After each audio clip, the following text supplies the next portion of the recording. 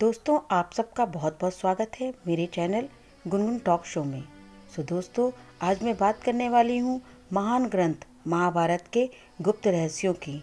कुछ ऐसे रहस्य जिनको सुनकर आप फिर से दंग रह जाएंगे। महाभारत को पंचम वेद कहा गया है। यह ग्रंथ हमारे देश के मन प्राण में बसा हुआ है। महाभारत में कई घटना, संबंध और ज्ञान विज्ञान के रहस्य छिपे हुए हैं। महाभारत का हर पात्र जीवंत है, चाहे वो कौरव हो, पांडव हो, कर्ण हो, कृष्ण हो या धृष्टद्युम्न हो, शल्य हो, शिखंडी हो या कृपाचार्य हो। महाभारत सिर्फ योद्धाओं की गाथाओं तक सीमित नहीं है। महाभारत से जुड़े शाप, वचन और आशीर्वाद में भी रहस्य छिपे हुए हैं। आज मैं उन्हीं रहस्यों की बात करने वाली हूँ। तो सबसे प्रथम जो रहस्य है वो है, कहते हैं कि महाभारत युद्ध में 18 संख्या का बहुत महत्व है। महाभारत की पुस्तक में 18 अध्याय हैं।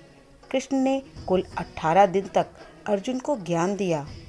18 दिन तक ही युद्ध चला। गीता में भी 18 अध्याय हैं।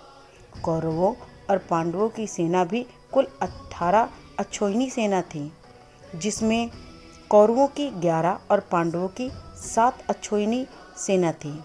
इस युद्ध के प्रमुख सूत्रधार भी 18 थे। इस युद्ध में कुल 18 योद्धा ही जीवित बचे थे।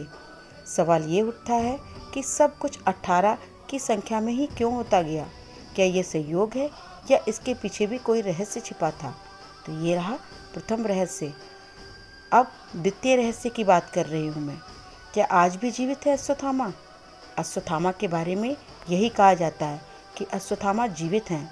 तो क्या ये सच है? इसके बारे में भी हम कुछ जानते हैं। विज्ञान ये नहीं मानता कि कोई भी व्यक्ति हजारों वर्षों तक जीवित रह सकता है। ज़्यादा से ज़्यादा 150 वर्ष तक ही जीवित रहा जा सकता है, वह भी इस शर्त पर कि आबो हवा और खान पान अच्छा हो। तो तब ऐसे में कैसे माना जा सकता है कि अश्वत्थामा जीवित होंगे? महाभारत के युद्ध में अश्वत्थामा ने ब्रह्मास्त्र छोड़ दिया था, जिसके चलते लाखों लोग मारे गए थे। अश्वत्थामा के इस कृत्य से कृष्ण क्रोधित हो गए थे और उन्होंने अश्वत्थामा को शाप दिया था कि तू इतने वधों का शाप ढोता रहेगा, 3000 वर्ष तक निर्जन स्थानों में भटकेगा, तेरे शरीर से सदैव रक्त की दुर्गंध निसृत होती रहेगी, तू अनेक रोगों से पीड़ित रहेगा। व्यास ने श्री कृष्ण के वचनों का अनुमोदन किया है। कहते हैं कि अश्वत्थामा इस शाप के बाद रेगिस्तानी इलाके में चला गया, वहाँ रहने लगा। कुछ लोग मानते हैं कि अरब चला गया। उत्तर प्रदेश में प्रचलित मान्यता अनुसार अरब में उसने कृष्ण और पांडवों के धर्म को नष्ट करने की प्रतिज्ञा ली थी। अब मैं तीसरे रहस्य की बात करने वाली हूँ। कहा जाता है महाभारत काल में विमान और परमाणु अस्त्र थे। ऐसा खुलासा हुआ है। मोहनजोदड़ो में कुछ ऐसे कंकाल मिले थे जिसमें रेडिएशन का असर था। महाभारत में सौप्तिक पर्व के अध्याय 13 से 15 तक ब्रह्मास्त्र के प्रमाण मिले हैं। हिंदू इतिहास के जानकारों के मुताबिक 3 नवंबर 5561 ईसा पूर्व छोड़ा हुआ ब्रह्मास्त्र परमाणु बम ही था। तो ये भी बहुत ही अचंभित कर देने वाला रहस्य है। अब चौथे रहस्य की बात करें तो कौरवों का जन्म भी एक रहस्य था।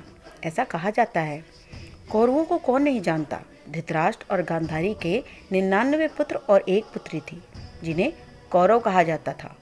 कुरु वंश के होने के कारण ये कौरव कहलाए। सभी कौरवों में दुर्योधन सबसे बड़ा था।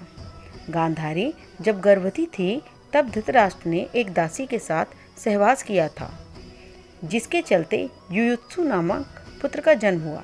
इस तरह कौरव 100 हो गए।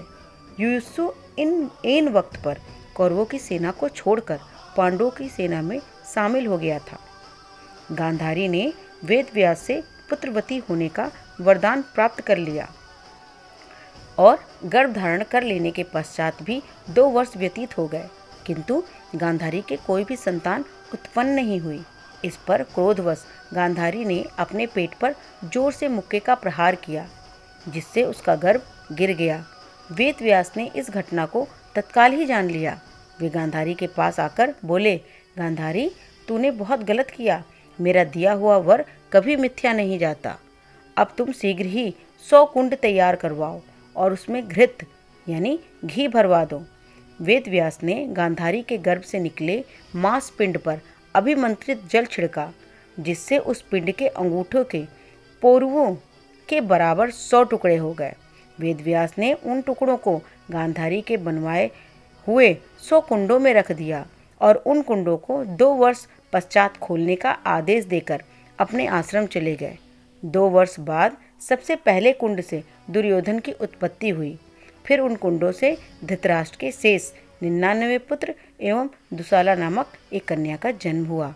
तो देखिए, चौथा रहस्य सबसे ज़्यादा अचंभित करने वाला है। अब मैं आपसे बात करने वाली हूँ 5वें रहस्य की। 5वां रहस्य है महान योद्धा बभरीक के बारे में। बभरीक महान पांडव भीम के पुत्र घटोत्कच और नागकन्या अहिलवती के पुत्र थे।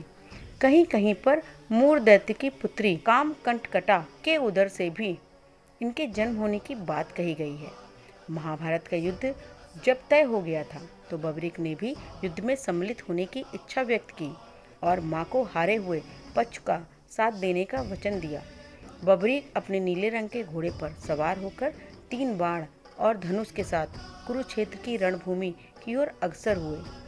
बभरीक के लिए 3 बाण ही काफी थे, जिसके बल पर वे कौरव और पांडवों की पूरी सेना को समाप्त कर सकते थे। ये जानकर भगवान कृष्ण ने ब्राह्मण के वेश में उनके सामने उपस्थित होकर उनसे दान में छल पूर्वक उनका शीश मांग लिया। बभरीक ने कृष्ण से प्रार्थना की कि वे अंत तक युद्ध देखना चाहते हैं। तब कृष्ण ने उनकी ये बात स्वीकार कर ली। फाल्गुन मास की द्वादशी को उन्होंने अपने शीश का दान किया। भगवान ने उस शीश को अमृत से सींचकर सबसे ऊंची जगह पर रख दिया ताकि वे महाभारत युद्ध देख सके। उनका सिर युद्ध भूमि के समीप ही एक पहाड़ी पर रख दिया गया, जहां से बभरीक संपूर्ण युद्ध का जायजा ले सकते थे। देखा, ये भी दंग कर देने वाला ही एक रहस्य है। अब मैं बात करने वाली हूँ 6ठे रहस्य की। ये भी बहुत ही अद्भुत रहस्य है। राशियाँ नहीं थी ज्योतिष का आधार, यानी उस जमाने में राशियों के आधार पे ज्योतिष नहीं होती थी। महाभारत के दौर में राशियाँ नहीं हुआ करती थी।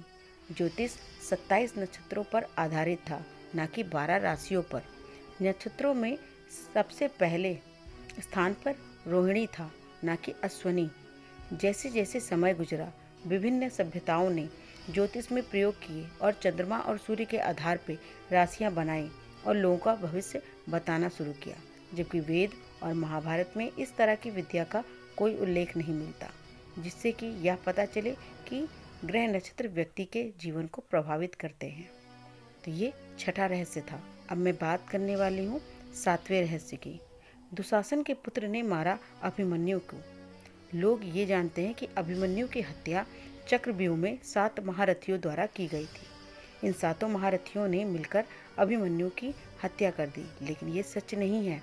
महाभारत के मुताबिक अभिमन्यु ने बहादुरी से लड़ते हुए चक्रव्यूह में मौजूद 7 में से एक महारथी दुर्योधन के बेटे को मार गिराया था।